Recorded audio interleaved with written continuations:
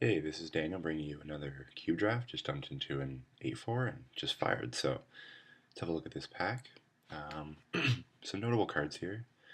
Um, so Rolling Earthquake that ended up winning me my last 8-4. Always in consideration. I'm not convinced that it's better than a Siege Gang commander though. If I were to take a red card, it'd probably be the Siege Gang. Um, I like a Muldrifter. I like the shenanigans that Muldrifter can do as well. Um, I've spoken very highly of Genesis before, and I will again. Not a card I'm looking to first pick, but if you do take him, he's easy to build around. We got your land. I think out of these, the pick is between Siege Gang, Muldrifter, and I guess the land. I haven't drafted white, and but I think I might just want to take the Muldrifter here. I don't know. Siege Gang is just the best card. I'll take the Siege Gang. You might sense a theme with me drafting all my red cards. So following up the Siege Gang, we've got Chandra's the only red card in the pack. Bloodstained Mire's pretty good too if you pick up a couple duels. Some nice green cards. Deranged Hermit's very, very strong, especially if you can get like Recurring Nightmare. Troll Static's very nice too. Stunning Growth is a card that I didn't even know existed before this cube went online, and now I'm really excited to play with this in my own cube. For me to follow up with a Siege Gang commander, I don't want to try a Boros deck again. Again, I like red, but I like to keep myself open, so I'm probably just going to take the Chandra here. Card's good, pick up a couple good instants. Gets even better. So we'll snap that up. Having a look at this pack, some of the really good value cards are Eternal Witness, Cryptic Command. Legacy Zalur I found is too slow most of the time. Couple duels still in here. Goblin Welder's interesting, but I don't think we're going to be welding anytime soon. Not interested in getting to the Storm archetype. For me, I think the picture's going to be Curse Scroll. Just works really nicely in red decks. And so once again, we got a Venser. Venser would have been so good with that Muldrifter if we picked that up. Venser's also very good with Shelldock Isle. Just a very good interaction. Shelldock Isle is an amazing card. It's going so much later in this cube than I anticipated it to be. One of these days I'm just going to end up just playing the Venser deck eventually because it seems to always get past me and I can never take it. I don't want to be going Venser right away, especially when there's a Flame Tongue Kavu. It's just a perfectly acceptable choice. Imperial Seal's fine too, but I think I just want to take the Kavu here. And I don't think we're going to get wild this time. So the pick's between Stormkirk Noble and Fireblast. Huge fan of Fireblast, but I think I'll just take the Noble. Again, I said before, your 1-drops are really important, and especially if you pick them up early. Fireblast is a really key part of the mono red deck, but you really need your high density of 1-drops to make it viable. Having a look at this, Ingot Chewer is not something I'm interested in picking up. Chroma is going to cost way too much to be of value. So the picks for me are either Black Vice, which is a very high variance card, but if you can stick a Black Vice on the play turn 1, this card almost wins games by itself. There's also a Snuff Out if you wanted to go into black. Not sure which direction we're going into just yet, so I'll stay open with the Black Vice. And having a look at this pack, best cards, Thoughtseize. Tin Street Hooligans, not great. Volshock Gravity is also not the best. Just going to take the Arid Mesa. It's good if we get like a plated GOP. Actually, I don't even know if the plated GOP is in this cube. but you know it's good if we pick up duels. We decide to go 2 colors later on. And speaking of duels, pick here is between Vampire Lacerator and Badlands. Torian Mauler is just not high impact enough. Even though you can sack it to the Siege Gang Commander. I'm just going to go Badlands. And having a look here, it's between Get to Encampment and Torch Fiend. I do like taking the encampment. It's something you can do late in games, kind of when you run out of steam, but versatile artifact removal is good, especially on a 2-drop body, so I'll just take the Torch Fiend here. Yeah, we have a Badlands already, so I wouldn't mind running black later, so I'll take a Bloodstained Mire. It's unlikely that Snuff Out is going to wheel. That would be nice. Pithing Needle or Graveborn Muse. I don't really want either of these. Pithing Needle has more versatility, and double black. Yeah, it's not a great card. I'll take a Pithing Needle. Pulse of the Field's probably wrecks us. Yeah, I'll take that. I'm probably not going to play a Lotus Petal.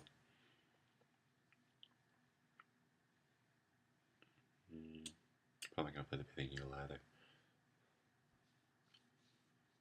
So I like where we're at. I really enjoy having 2 fetch lands right off the bat. The Badlands not irrelevant either. Black Vice, it's so hit or miss. I really don't like this art. I really enjoy the original art much more. Yeah, it's so hit or miss because it's absolutely dead later on if you were draw it, turn 4, turn 5. Okay, so the Fire Blast wheeled. So that's a very good sign that Mono Red's going to be open. Much better than Earthquake here. So yeah, it's a really nice signal late, getting that 13th pick. Go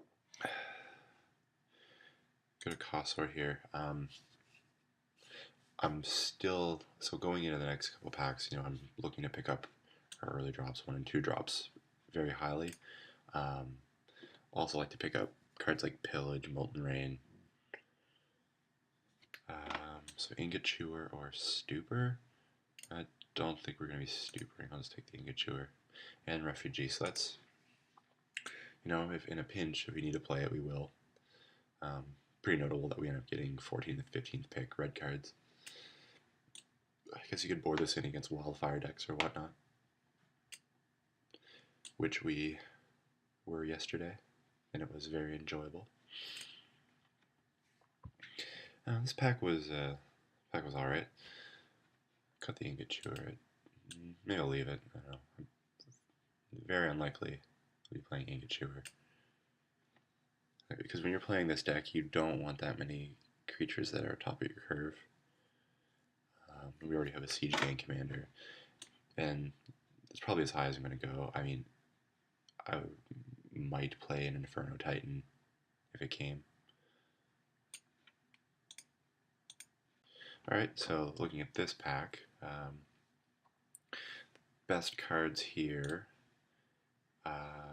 Stoneforge, Arc Lightning, Port's pretty good for our mana denial. There's also an Olivia Voldaren. Olivia is pretty good, and looks like we'll be able to cast her as well. The card's very versatile. It's also mana intensive. Oh, okay, so I don't know what happened there, but we end up taking the Olivia. Sure, I mean I might have just picked it anyway. It was out of the Arc Lightning. Here we're either going to take the Liliana, the Veil, the Chain Lightning. You can also take a Lava Claw Reaches. Not irrelevant, but Sarcomancy is probably going to get to us on the wheel anyway.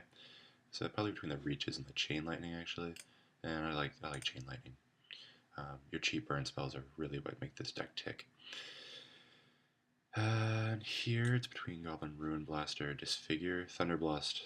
It's fine, but I mean, like I said, we already have a Siege Gang, and Olivia might gobble up some mana at the top of our curve.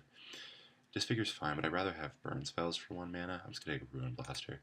I really like the land destruction. actually, for that first pick, also might have taken a Rashad port. So here, a couple cards: Lightning Bolt, Dothy Marauder, Ravenous Baboons. Baboons functions very similar to a Rune Blaster. It's actually worse. um, Marauder's fine, but again, I'm just going to take the 1 mana burn spell. Cheap burn is always something that I'm looking to pick up. And here, Gideon's still here. That's pretty late for a Gideon. Also, Fact or Fiction, Deep Analysis. So blue looks like it's pretty open from this side. Not that we're going to jump into it. Obstinate Bailiff probably wrecks us. It's probably the Pillage or the... No, we're not going to take an MTGO Shade. I'll just take a Pillage. I'm not going to take a gamble.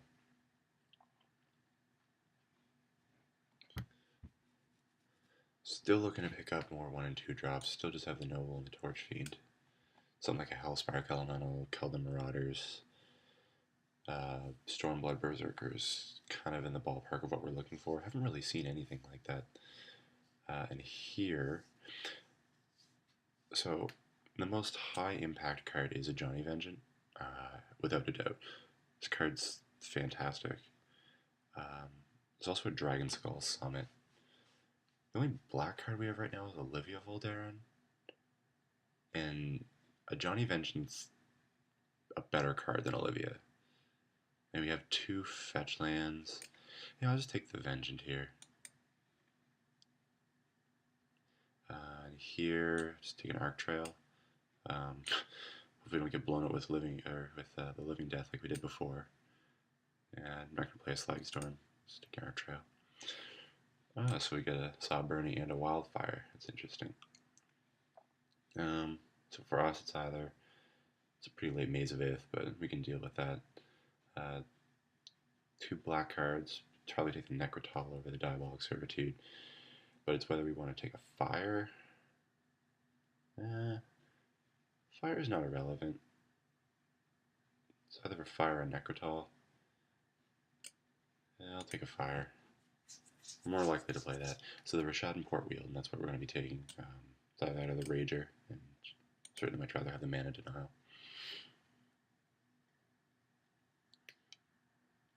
So yeah, between our Port and Pillage, Ruin Blaster, I might actually get the Ravenous Baboons on the wheel.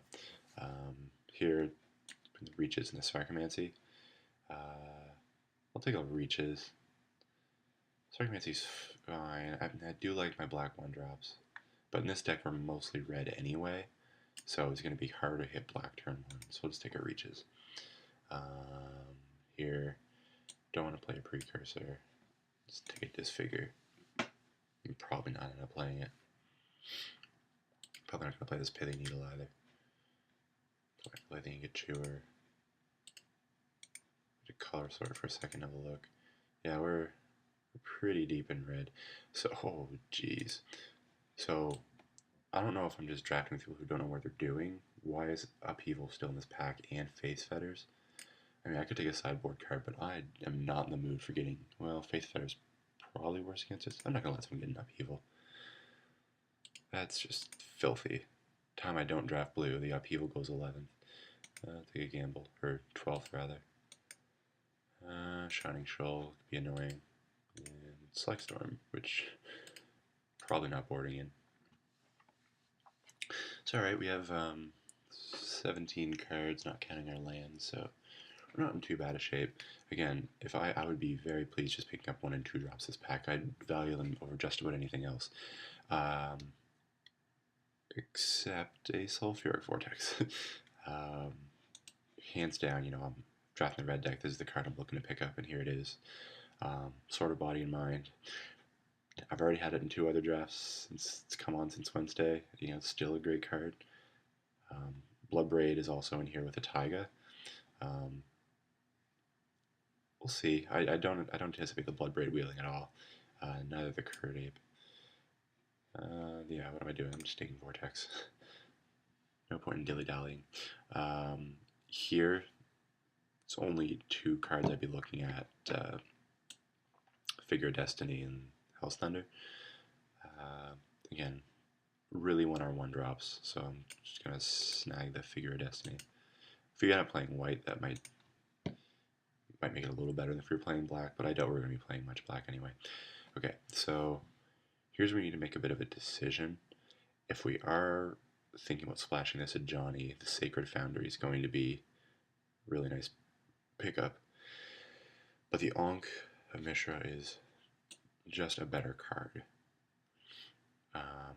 Ankh with a Sulfuric Vortex. Yeah, the Ankh's just going to be much better for us. Foundry Might Wheel. It's unlikely. So there's Wooded Foothills. We already have 2 fetch lands, so I don't think I'm as keen to pick up the Wooded Foothills right now. There's also a Shrine of Burning Rage, which I think might be the pick. It's also a Pulse of the Forge. Most of the time, it just acts as 4 damage burn spell to the face, because very rarely are they going to have a higher life total. And Shrine gives you a good late reach that this deck sometimes lacks, so I'll pick that up.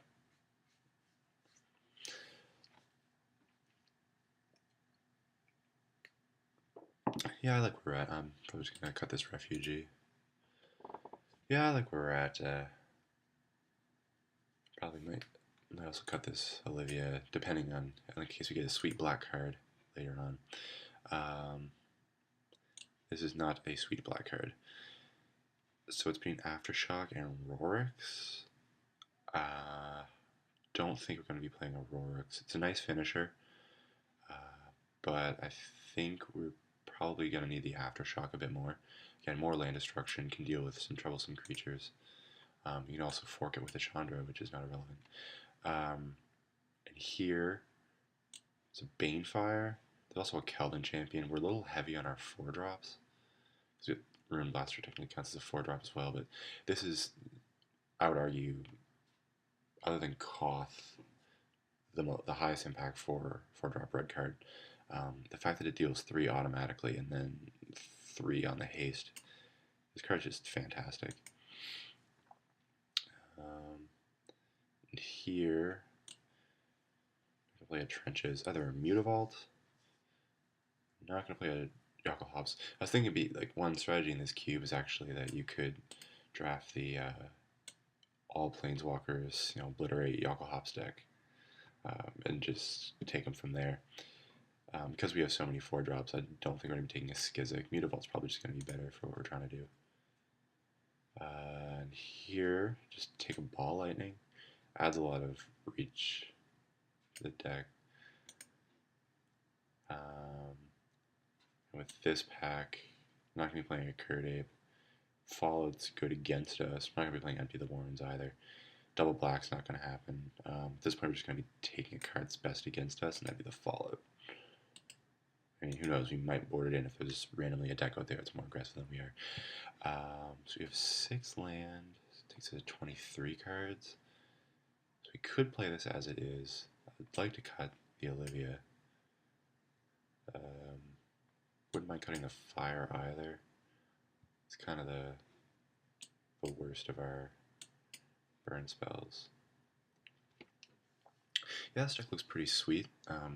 Again, pretty disappointed that we couldn't get more 1 and 2 drops.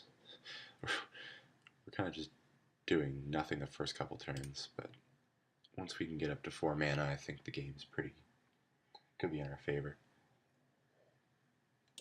Let's take a Hell's Thunder here. It's a pretty late gift.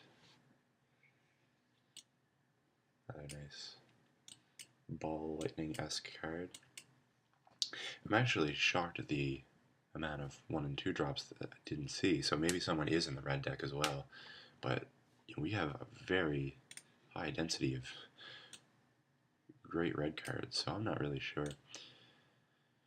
I don't think we would play a Firestorm, but nothing here's really good against us, so let's take that. Could cut the Disenchant. I'll take a Pulse of the Forge.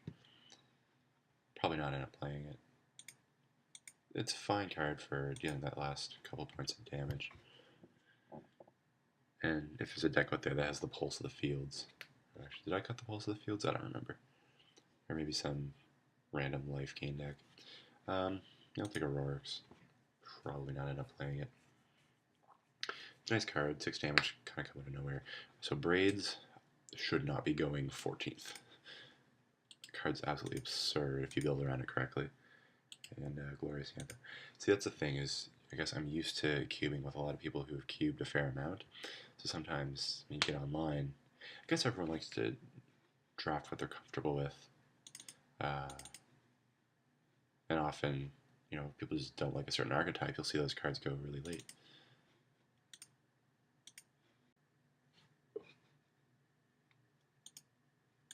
So this looks like the 40 we're going to be playing here.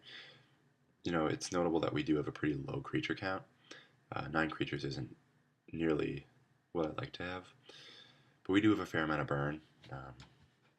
Between Chain Lightning Bolt, Curse Scroll, Shrine, Arc Trail. I end up playing the Fire.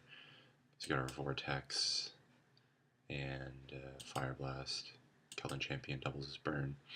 I was actually really considering putting the Pulse of the Forge, but I think I'll just leave it in the sideboard for now, but I might board it in if I need to. It was between the Pulse of the Forge and the Fire Ice for the last spot, and I thought the Fire would just be a little more versatile. So yeah, leaving the dual lands on the board. I do have an Arid Mesa, so I'm only going to be running 1 Plains to splash the Ajani. Got another fetch lands is nice. If you got our Mana Denial, I got a Man Land. Just running 12 Mountain. So this deck's actually going to be a little slower than some of the red decks that I normally like to draft, but you know, we'll see how it happens. Maybe I can live the dream of Black Vicing into Ankh of Mishra into Sulfuric Vortex and just win with no creatures on the board. That'd be pretty sweet. So yeah, this looks like a lot of fun, and we'll see you for round 1.